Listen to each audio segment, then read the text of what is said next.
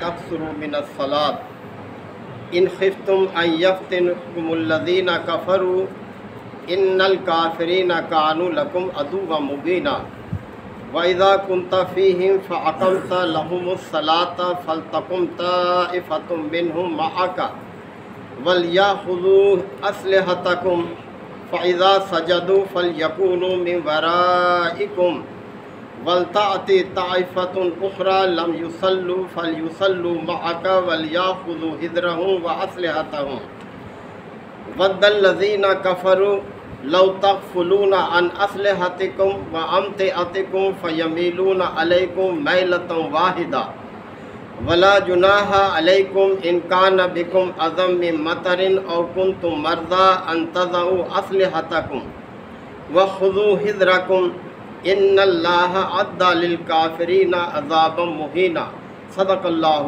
مولانا العظیم۔ حضرات، سورہ نساء کے یہ 15ویں رکوع کی ابتدائی آیات ہیں۔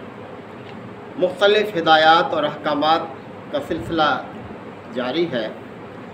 ان آیات میں اللہ تعالیٰ نے نماز قصر کے حوالے سے اہل ایمان کو ہدایات دی ہیں۔ قصر کا مطلب ہوتا ہے اختصار کرنا، مختصر کر لینا۔ تو فرمایا جا رہا ہے کہ وَإِذَا ضَرَبْتُمْ فِي الْأَرْضِ، اور جب تم سفر کے لیے نکلو، یعنی سفر بھی زندگی کا ایک حصہ ہے، مختلف مقاصد کے لیے سفر کرنا پڑتا ہے۔ تو فرمایا جا رہا ہے کہ جب تم سفر کے لیے نکلو فَلَيْسَ عَلَيْكُمْ جُنَاحٌ، تو تم پر کوئی گناہ نہیں ہے ان تقصروا من الصلاۃ، کہ اگر تم نماز میں قصر کرو، یعنی نماز میں اختصار کرو۔ اب نماز میں اختصار کے حوالے سے امن کی حالت میں تو یہ ہے کہ 4 کی بجائے 2 فرض پڑھنا، نبی کریم صلی اللہ علیہ وسلم نے اسی کو اختیار کیا ہے۔ باقی 2 کی جگہ 2 پڑھنا، 3 کی جگہ 3 پڑھنا، یعنی جیسے فجر میں 2 فرض ہیں تو یہ 2 ہی پڑھے جائیں گے، مغرب میں 3 ہے تو یہ 3 ہی پڑھے جائیں گے۔ لیکن جن نمازوں میں 4 فرض ہیں ان میں 2 فرض جو ہیں وہ پڑھے جائیں گے۔ لیکن حالت جنگ میں قصر کی کوئی حد آپ صلی اللہ علیہ وسلم نے مقرر نہیں کی، یعنی جس طرح ممکن ہو پڑھی جا سکتی ہے۔ اور جنگ کی حالت میں تو بہت سہولت رکھی ہے آپ صلی اللہ علیہ وسلم نے، یعنی جنگ کی حالت میں جس قدر ممکن ہو 2 یا 1 کی بھی اگر جو ہے گنجائش ہو تو 1 بھی پڑھی جا سکتی ہے، اور سواری پر موجود ہو تو سواری پر بھی جو ہے وہ پڑھی جا سکتی ہے جنگ کی حالت میں۔ اور اسی طرح سے قبلہ رخ ہونا ممکن ہے تو ٹھیک ہے، لیکن اگر قبلہ رخ ہونا ممکن نہ ہو تو جس طرح بھی رخ ممکن ہو نماز ادا کی جا سکتی ہے۔ با جماعت ہو سکے تو با جماعت، اور اگر فردن ہو سکے تو فردن پڑھی جا سکتی ہے۔ اور اسی طرح یہ کہ اگر کپڑے خون آلود ہیں تو تب بھی اجازت ہے جنگ کی حالت میں نماز کی۔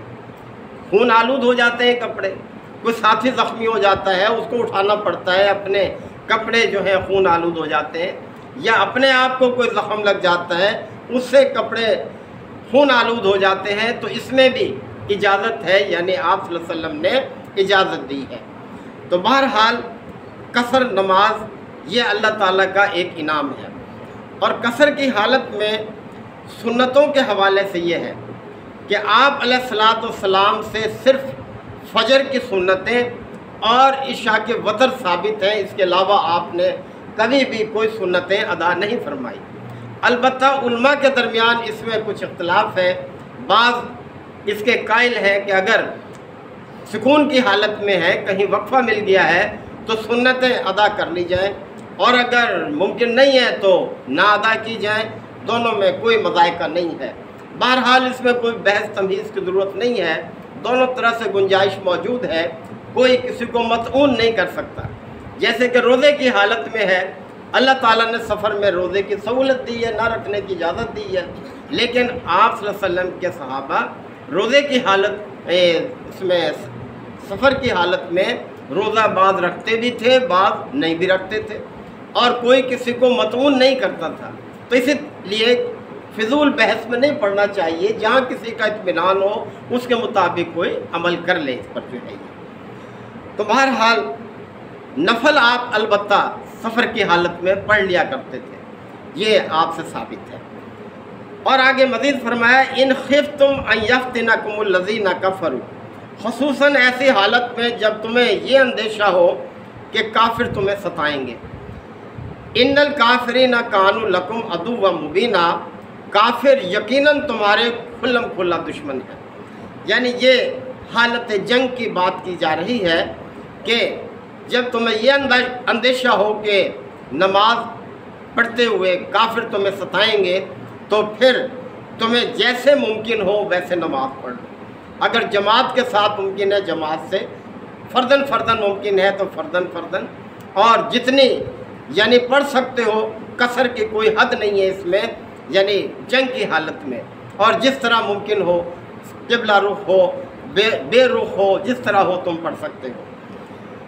وَإِذَا كُنْتَ فِيهِمْ، اب نبی کریم صلی اللہ علیہ وسلم کو خطاب ہے کہ وَإِذَا كُنْتَ فِيهِمْ، جب آپ ان کے درمیان موجود ہوں، یعنی جنگ کی حالت ہے اور آپ ان کے درمیان موجود ہیں، فَأَقَمْتَ لَهُمُ الصَّلَاةَ، تو نماز کے لیے تم انہیں کھڑا کرو، یعنی نماز جو ہے وہاں قائم کرو۔ فَلْتَكُمْ طَائِفَةٌ مِّنْهُمْ مَعَكَ، اور ان میں سے ایک گروہ آپ کے ساتھ جو ہے نماز کے لیے کھڑا ہو، ایک گروہ، اور دوسرا گروہ جو ہے وہ علیحدہ رہے۔ وَلْيَأْخُذُوا أَسْلِحَتَهُمْ، اور وہ گروہ جو آپ کے ساتھ کھڑا ہو وہ اسلحہ بھی ساتھ لیے رکھے، یعنی اپنا اسلحہ ایک طرف چھوڑ کر نہ ہو جائے۔ فَإِذَا سَجَدُوا، پس جب وہ سجدہ کر لیں، فَلْيَكُونُوا مِنْ وَرَائِكُمْ، تو پھر وہ آپ کے پیچھے آ جائیں، وہ پیچھے ہٹ جائیں۔ وَلْتَأْتِ طَائِفَةٌ أُخْرَىٰ لَمْ يُصَلُّوا، اور وہ دوسرا گروہ آپ کے ساتھ آ جائے جس نے ابھی نماز نہیں پڑھی۔ فَلْيَصَلُّوا مَعَكَ، پس وہ آپ کے ساتھ نماز پڑھے۔ وَلْيَأْخُذُوا حِذْرَهُمْ وَأَسْلِحَتَهُمْ، لیکن وہ ہوشیار بھی رہے اور اسلحے کو بھی اپنے ساتھ رکھے، یعنی چوکنا رہے، دشمن کی طرف سے بے خبر نہ ہو نماز کی حالت میں بھی۔ وَدَّ الَّذِينَ كَفَرُوا، کافر تو یہ چاہتے ہیں، لَوْ تَغْفُلُونَ عَنْ أَسْلِحَتِكُمْ، کہ تم اپنے اسلحہ سے غافل ہو جاؤ، وَأَمْتِعَاتِكُمْ، اور اپنے سامان سے بھی تم بے خبر ہو جاؤ، فَيَمِيلُونَ عَلَيْكُمْ مَيْلَةً وَاحِدَةً، اور وہ یکبار تم پر ٹوٹ پڑے، یعنی موقع سے فائدہ اٹھائیں۔ لہذا نماز کی حالت میں بھی اپنا اسلحہ اپنے ساتھ رکھو اور اپنے سامان کو بھی۔ اور یہ بھی ہے کہ اگر ایسا موقع ہو جائے کہ نماز میں اگر وہ حملہ آور ہو جائیں تو نماز چھوڑنے کی بھی جو ہے، یعنی اس کو توڑنے کی بھی اجازت ہے، پھر اس کو بعد میں ادا کر لیا جائے۔ اور یہاں تک بھی ہے کہ اگر کسی طرح بھی، یعنی تمام آسانیوں کے باوجود بھی نماز کا موقع نہ ملے حالت جنگ میں، تو اس کو مؤخر بھی کیا جا سکتا ہے۔ یہ نبی کریم صلی اللہ علیہ وسلم سے ثابت ہے۔ غزوہ خندق کے موقع پر آپ صلی اللہ علیہ وسلم کو دشمن نے اتنا انگیج کر لیا تھا کہ موقع ہی نہیں ملا نماز کی ادائیگی کا، تو آپ نے اس کو بعد میں ادا فرمایا، آپ نے، آپ کے ساتھیوں نے۔ تو اس لیے فرمایا کہ دشمن تو یہ چاہتا ہے کہ تم اپنے اسلحہ سے، اپنے سامان سے ذرا غافل ہو اور وہ یکبار تم پر ٹوٹ پڑے۔ ولا جناح علیکم، اور اس میں بھی تم پر کوئی گناہ نہیں ہے، ان کان بکم عظم من مطر، کہ اگر تم بارش کی وجہ سے کسی تکلیف میں مبتلا ہو، اور کن تم مرضى، یا تم کسی مرض میں لاحق ہے تمہیں کوئی، ان تضعوا اسلحتکم، کہ تم اپنے اسلحہ ایک طرف رکھ دو، وخذوا حذرکم، لیکن چوکنے ضرور رکھو، یعنی اپنے آپ کو باخبر رکھو۔ ان اللہ اعد للکافرین عذابا مہینا، یقیناً اللہ تعالیٰ نے کفار کے لیے بڑا رسوا کن عذاب جو ہے وہ تیار کر رکھا ہے۔ فَإِذَا قَضَيْتُمُ الصَّلَاةَ، پھر جب تم نماز پڑھ لو، نماز سے فارغ ہو جاؤ، فَاذْكُرُوا اللَّهَ قِيَامًا وَقُعُودًا وَعَلَىٰ جُنُوبِكُمْ، تو پھر کھڑے، بیٹھے، لیٹے، ہر حالت میں اللہ کو یاد کرو۔ یہ ہم سب کے لیے نصیحت ہے، ہم بھی نماز کے علاوہ بھی، یعنی عام حالات میں بھی اللہ کے ذکر سے غافل نہ ہو، اللہ کو یاد رکھیں، ورنہ ذہن میں خیالات تو طرح طرح کے آتے ہی رہیں گے، ذہن تو سوچتا ہی رہے گا۔ تو جب بھی ہم اپنے کسی ضروری کام سے فارغ ہو جاتے ہیں، بیٹھے ہوتے ہیں، لیٹے ہوتے ہیں، یہ فضول آج کل موبائل میں لگ جاتے ہیں اور طرح طرح کی قصے، کہانیاں، لطیفے اور یہ چیزیں سنتے رہتے ہیں، یہ سب شیطان کے شغل ہیں، انسان کو اللہ سے غافل کرنے والے ہیں۔ ہاں کوئی مفید کوئی ایسی چیز ہے تو ضرور اس سے فائدہ اٹھانا چاہیے، اچھی چیزیں بھی ہوتی ہیں، لیکن بے راہ روی کی طرف لے جانے والی زیادہ چیزیں ہوتی ہیں۔ تو اس لیے اللہ کو یاد رکھیں، کھڑے بیٹھے لیٹے۔ فَإِذَا اطْمَأْنَنْتُمْ، اور جب تمہیں اطمینان حاصل ہو جائے، فَأَقِیمُوا الصَّلَاةَ، تو پھر نماز کو پوری طرح سے ادا کرو جیسے عام حالات میں پڑھے جاتی ہے۔ ان الصلاۃ کانت علی المؤمنین کتابا موقوتا، یقیناً نماز مومنوں پر وقت مقررہ کے ساتھ فرض کی گئی ہے، یعنی پھر اس کو صحیح تقاضوں کے مطابق، جو بھی اس کے تقاضے ہیں وقت کے لحاظ سے اور چیزوں کے لحاظ سے، پھر اس کو اس طرح سے قائم کرو۔ اللہ تعالی ہم سب کو آیات کو سمجھنے کے عمل کی توفیق عطا فرمائے۔ وآخر دعوانا الحمد للہ وکفیٰ وسلام علی عبادہ الذین اصطفیٰ۔ ربنا آتنا فی الدنیا حسنہ وفی الآخرۃ حسنہ وقنا عذاب النار وادخلنا الجنۃ مع الابرار یا عزیز یا غفار یا رب العالمین۔ اللہم انک عفو کریم تحب العفو فاعف عنا۔